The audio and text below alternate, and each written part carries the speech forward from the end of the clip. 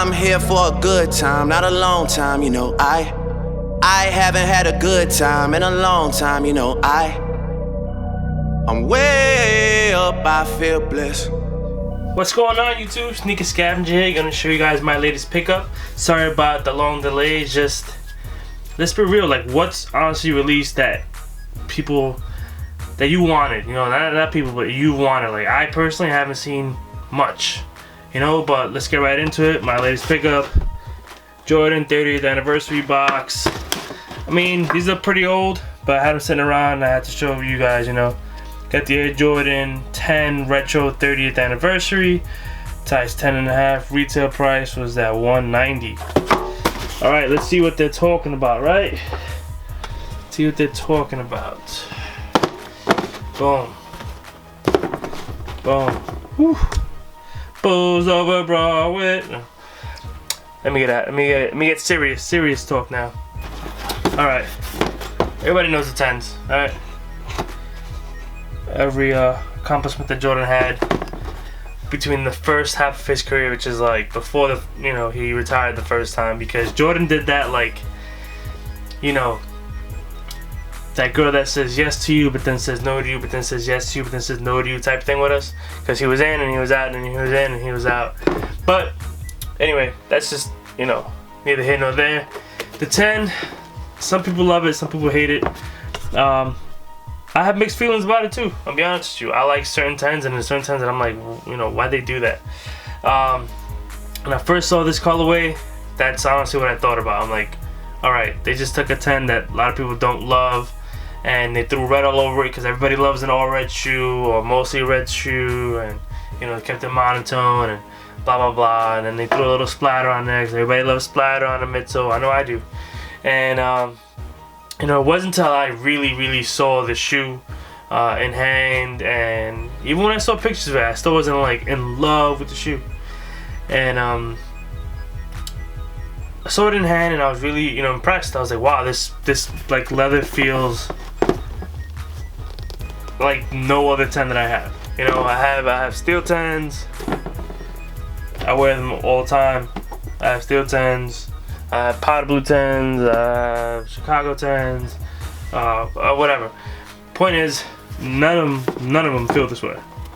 You know, the leather on the steel 10s isn't even that bad, but the leather on these, man, is just so much smoother, man. So much smoother. Real leather.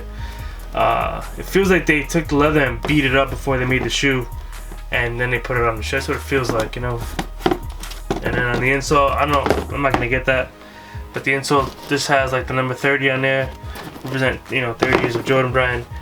And to me, like, seeing the whole 30 thing just reminds me of them hyping up, you know, the Jordan 30, because the Jordan 29, I mean, 2 1/4, that's why I haven't bought it. I don't think that shoe's worth 2 1/4 no matter what tech you put in it, because they had the Jordan 28s going for, you know, 200, 2 1/4 as well, and now I'm seeing places pop up 70, 80 bucks, even $60 or something at one point.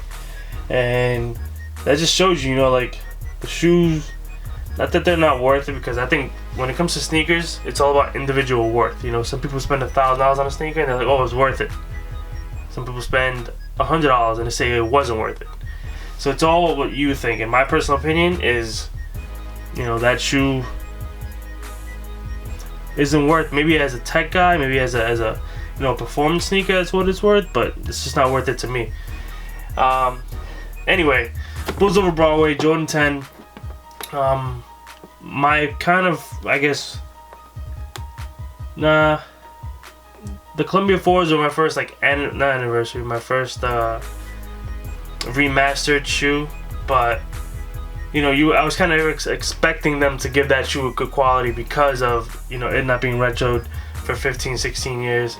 But I really wasn't sure what to expect with this, and they didn't disappoint, man. The shoe's fire. I mean, it's a monotone red sneaker, but it's an Air Jordan retro, and that's what makes it, you know, all the hoopla.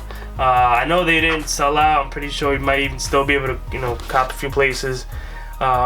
I got these, I don't know, like a week after they released, and you know, I had a spot holding for me. I just couldn't get around to get into there. It's pretty far away from me.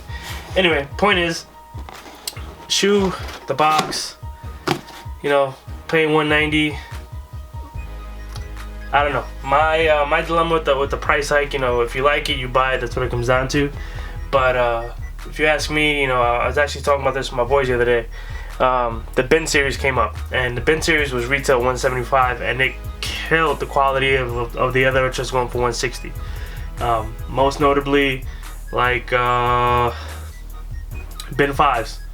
I've only held that shoe and seen it on people's feet, and actually held the shoe in my hands.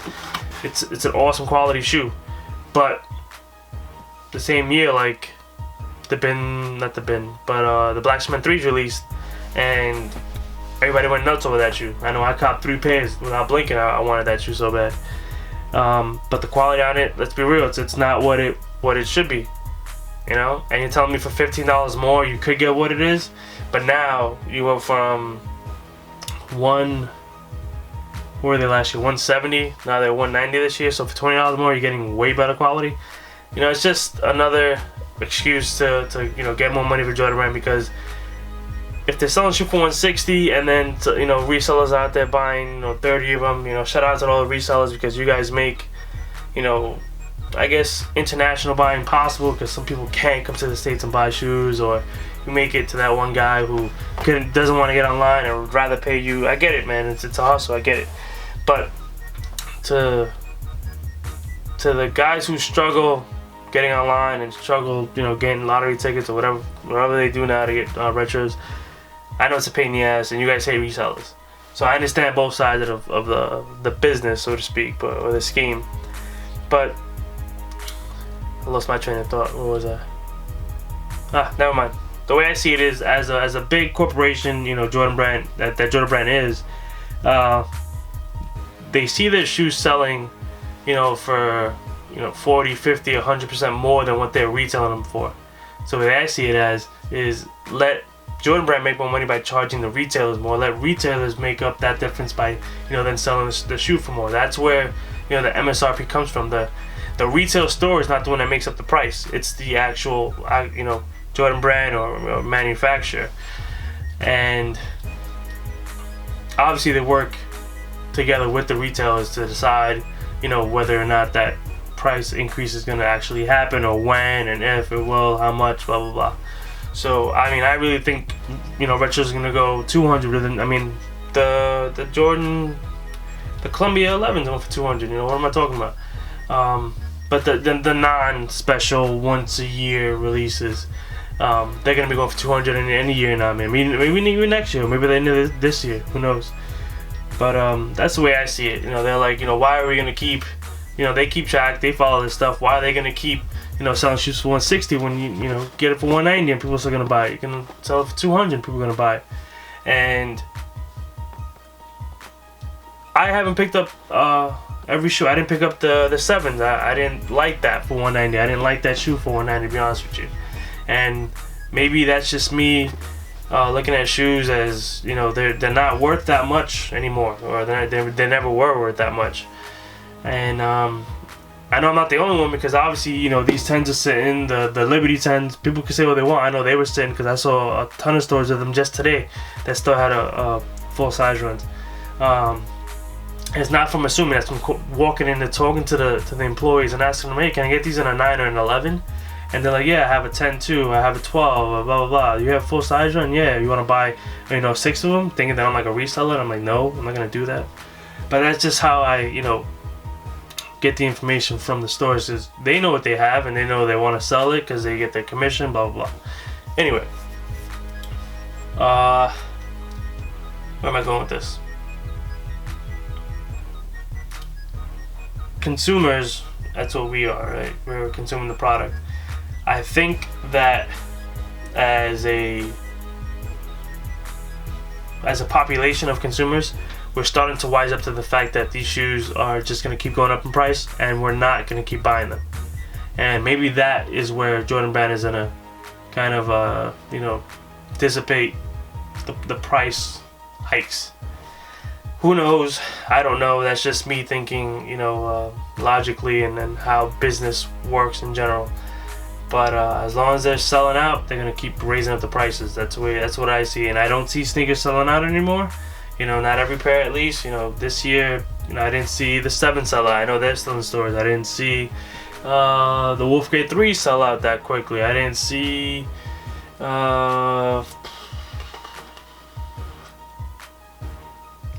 those Liberty 10s. Even the Oreo 4s are still in stores. I know that for a fact. People,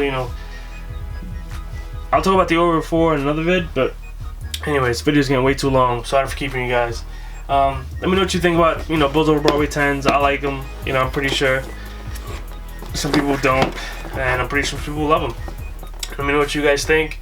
Thank you guys for subscribing. Thank you for all the people who have recently subscribed. Tell your friends. Do what you gotta do, man. I'll try and upload as many videos as I can, but be honest with you, this past month, I didn't see the shoes that I wanted. I didn't see that many shoes that I wanted to see.